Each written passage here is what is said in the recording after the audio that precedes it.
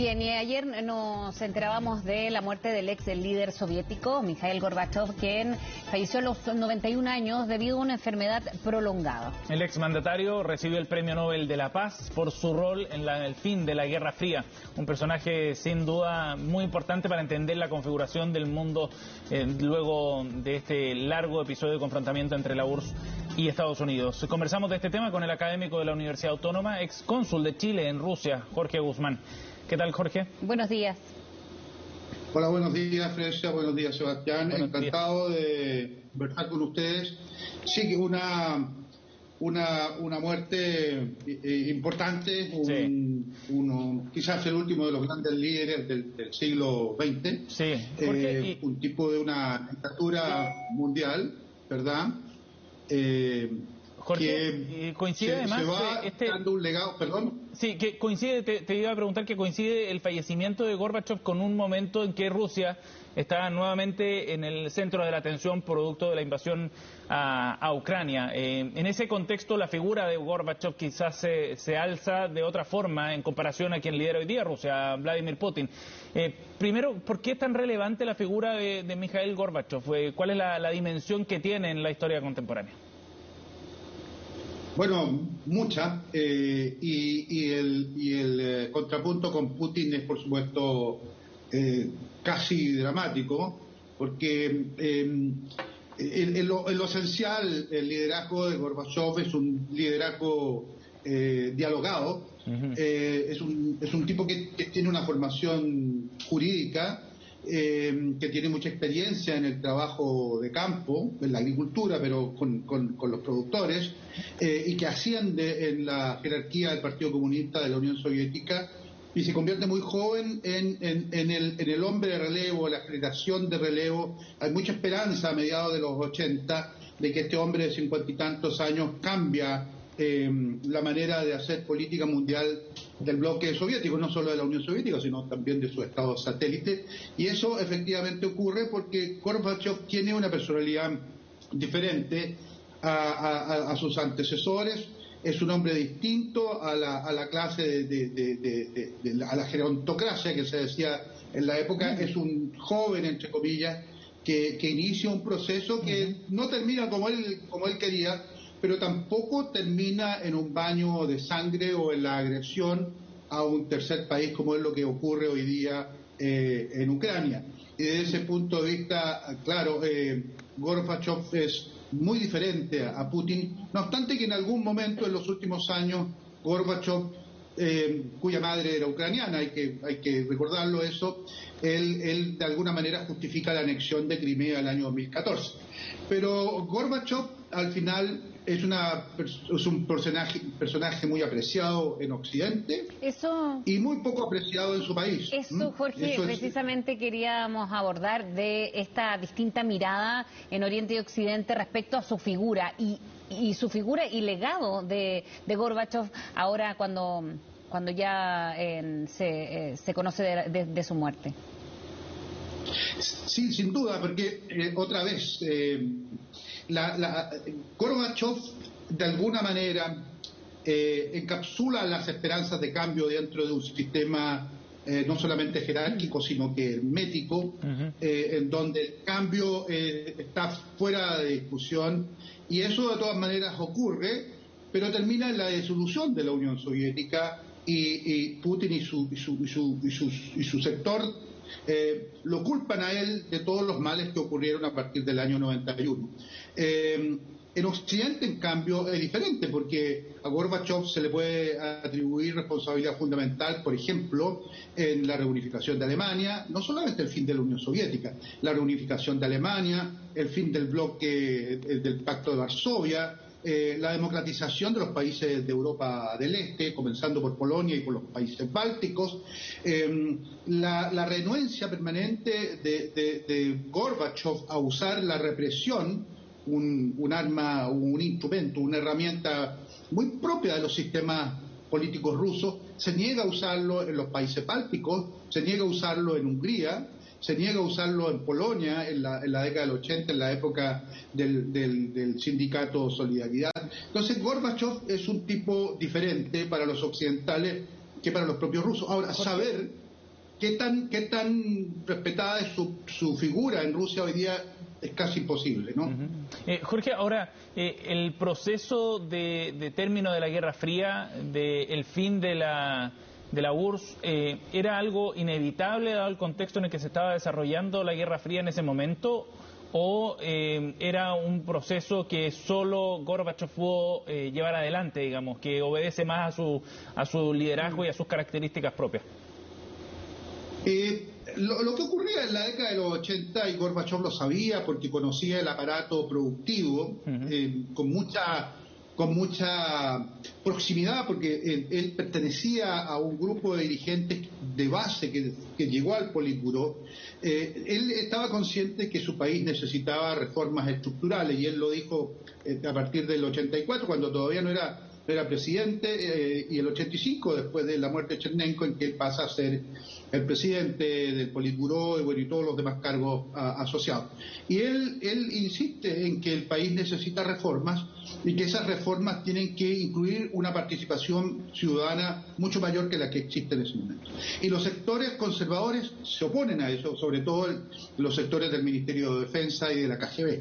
Y Gorbachev termina siendo un poco aprisionado entre las fuerzas de reformistas, algunas bastante liberales, pero en general el sector reformista y el sector conservador, el sector del Partido Comunista, el sector más duro, el sector estalinista, y al final las reformas fracasan. Ahora, si no las hubiera hecho Gorbachev, habría que haberlas hecho de todas formas, probablemente, porque lo que uno observaba llegando a Moscú a mediados del año 90 es que, si bien esta era una superpotencia mundial, era una superpotencia con una calidad de vida muy inferior a la que nosotros conocíamos en Occidente. Y en la época en que Gorbachev estaba al mando de la Unión Soviética, se fueron poco a poco facilitando los viajes al exterior. Y sobre todo la generación joven, la generación de recambio, la generación a la que yo pertenezco, comenzó a viajar a otros países y a comparar. Y al volver a Rusia, la conclusión era muy desfavorable para la Unión Soviética. Fíjese usted que llegando a nuestra embajada en Moscú, que en ese minuto, durante muchos meses, funcionó en un hotel porque no había un lugar donde trasladar una embajada, pedimos para comunicarnos con algunas otras embajadas en Moscú la guía de teléfonos, y no existía una guía de teléfono. Usted podría haber ido a Panguipulli y pedía la guía de teléfonos, claro, y se la entregaban.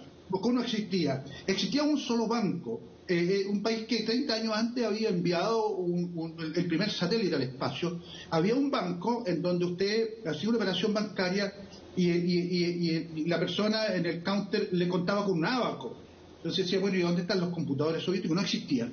Y esa es la realidad que Gorbachev asume. Su país es un país que está anquilosado, que está perdiendo la competencia por el dominio tecnológico, científico, económico, etcétera. Es un país que necesita reformas profundas, y es lo que él se propone, pero no logra llegar a esas reformas, porque al final, como digo, la pugna entre los conservadores y los reformistas termina por derribar. Ahora, el mérito de Gorbachev es múltiple. Fíjese usted que antes del golpe contra él en agosto del 91, y entre agosto del 91 y diciembre del 91, en que se termina de desaparecer la Unión Soviética, una de las hipótesis que se manejaban era la de una guerra civil nuclear, porque recuerde usted que no solamente la Federación Rusa, sino también Ucrania y Kazajstán tenían armas nucleares. Entre las cosas que ocurre allí es que, para permitir la independencia de Ucrania renuncia a su arsenal nuclear, se lo entrega a Rusia. Bueno, y las consecuencias actuales las conocemos. Pero es lo que ocurre, y ocurre porque hay una nueva manera de relacionarse, que es la manera que poco a poco va imponiendo Gorbachev esta idea de, a ver, espérate un poco, vamos a dialogar. Sí. Es lo que ocurre también, recuerdan ustedes, en los países bálticos, cuando los países bálticos, el nacionalismo báltico empieza a ganar momento a partir del año 89, y también en Hungría, yo no sé, eran muy jóvenes, pero en esa época a alguien se le ocurre en Austria el picnic paneuropeo, y se levanta la frontera entre Hungría y Austria, y lo que ocurre es que empiezan a llegar miles de alemanes del este que empiezan a pasar desde Hungría a Austria y se van a Occidente. Y bueno, entonces los sectores conservadores le piden mano dura a Gorbachev y Gorbachev se niega a hacer. Y estos lazos que él crea en Occidente, hacen que tengan esta doble visión, ¿no? Desde en su propio país, por ejemplo, o en su bloque en aquella época, que tener estos lazos quizás fue lo que marcó la carrera política y la carrera internacional de Gorbachev, ¿o no? Sin duda, porque Gorbachev, además de un dialogante, era un realista y se daba cuenta de que su país estaba perdiendo la lucha por la primacía respecto a Occidente. Hay un minuto en que Reagan, en la segunda administración, se niega a avanzar en las negociaciones de desarme a menos de que la Unión Soviética renuncie a una cantidad muy importante de su arsenal estratégico. Y Gorbachev, lejos de romper el diálogo, lo continúa y al final termina estableciendo vínculos personales, no solamente con Reagan, sino también con la señora Thatcher, por supuesto con el canciller Kohl, por supuesto con el presidente Mitterrand. Y ese diálogo personal entre este comunista soviético, pero distinto a sus antecesores, es lo que permite este deshielo que se produce a fines de la década de los 80, que es una década, sobre todo en su primera parte, muy peligrosa, en donde cualquier error humano o intencionado podría haber desatado la Tercera Guerra Mundial varias veces, ¿no? No ocurre. Y no ocurre porque estos cambios que se inician dentro del propio bloque soviético en Moscú, precisamente, van construyendo una manera de relacionamiento diferente. Y por eso que, otra vez, Gorbachev es apreciado en este lado, el Premio Nobel de la Paz es testimonio de eso, por supuesto, sí. Pero no sabemos cuán apreciado es en su propio país. Este es un tema ahí pendiente, probablemente los propios rusos podrán decirnos qué pasa. ¿Por qué no lo sabemos, Jorge? ¿A qué te refieres? Bueno, hoy día existe un control estrictísimo sobre los medios de comunicación en Rusia. Usted ve que todavía los medios rusos están cerrados a la disidencia, los disidentes están penalizados, si quieren expresarse libremente tienen que escapar del país, como en la peor época de la Unión Soviética, y la verdad es que no sabemos de ninguna encuesta, no han habido elecciones, y aunque las hubiera tampoco podríamos confiar en los resultados, de modo que es difícil saberlo. Yo creo que, como siempre, para las generaciones anteriores, un tipo que es dialogante es menos simpático que para los jóvenes. La generación que gatilló el fin de la Unión Soviética fue la generación de relevo, la gente de 20 y 30 años en el año 91, es la gente que se opone a la junta militar que trata de secuestrar a Gorbachev, es la gente que sale a la calle y se pone delante de los tanques el año 93 cuando tratan de asaltar el Parlamento con Yeltsin adentro, con esta gente que se rebela contra el gobierno de Yeltsin. En definitiva, es esta generación de recambio la que produce estos cambios, valga la redundancia, que son estructurales. Y yo creo que Gorbachev, un tipo joven para lo que eran los jerarcas soviéticos típicos, es este elemento de cambio que en realidad le dio una salida al mundo, no solamente a su país, porque hasta el año 91 vivimos una situación de conflicto entre dos bloques que al principio eran irreconciliables, pero que de repente esto desaparece porque uno de ellos, el bloque soviético, se desintegra espontáneamente, y eso es lo extraordinario que ocurre. Y para los que vivimos esa época en Moscú, por supuesto que son momentos inolvidables. Sí, ahora, respecto a lo que está pasando en esa zona del mundo ahora con la invasión de Rusia a Ucrania, él no se había declarado públicamente. Sí, algunos cercanos dicen que estaba muy molesto porque era lo que él había logrado durante su carrera política, ¿no? Pero también estaba desmejorado. Ahí hay dos temas de por qué no sale a pronunciarse de manera pública, o simplemente era porque ya estaba avanzada de edad y tenía esta enfermedad que lo estaba quejando hace tiempo. Yo creo que son todas las cosas a la vez. La posibilidad de que Gorbachev hubiera podido disentir públicamente de lo que está ocurriendo hoy día en Ucrania son pocas. Además, un hombre, como dice usted misma, un hombre de edad. Pero no hay que olvidarse que la madre de Gorbachev era ucraniana. Y para él, obviamente, que la guerra entre Ucrania y Rusia, la tierra de su padre respecto a la tierra de su madre, debe haber sido una tragedia, como lo debe ser para mucha gente en Rusia.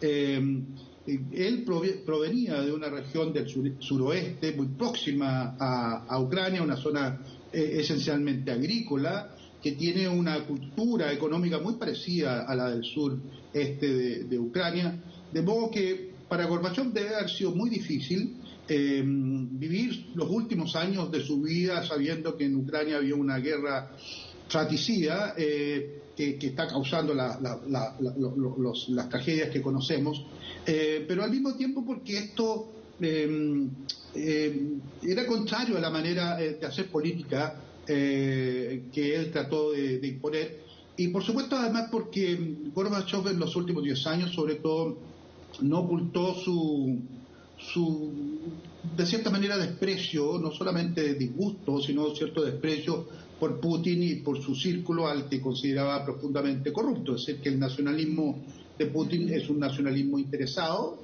en la mantención de un régimen oligárquico en donde los que gobiernan son los millonarios.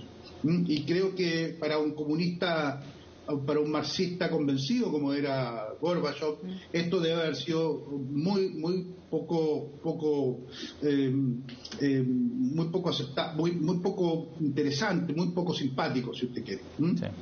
Jorge, muchísimas gracias por conversar con nosotros para profundizar en la vida y en el legado, sobre todo, que deja Gorbachev. Gracias por el contacto. Muchas gracias, Jorge. Gracias, hasta luego. Chao.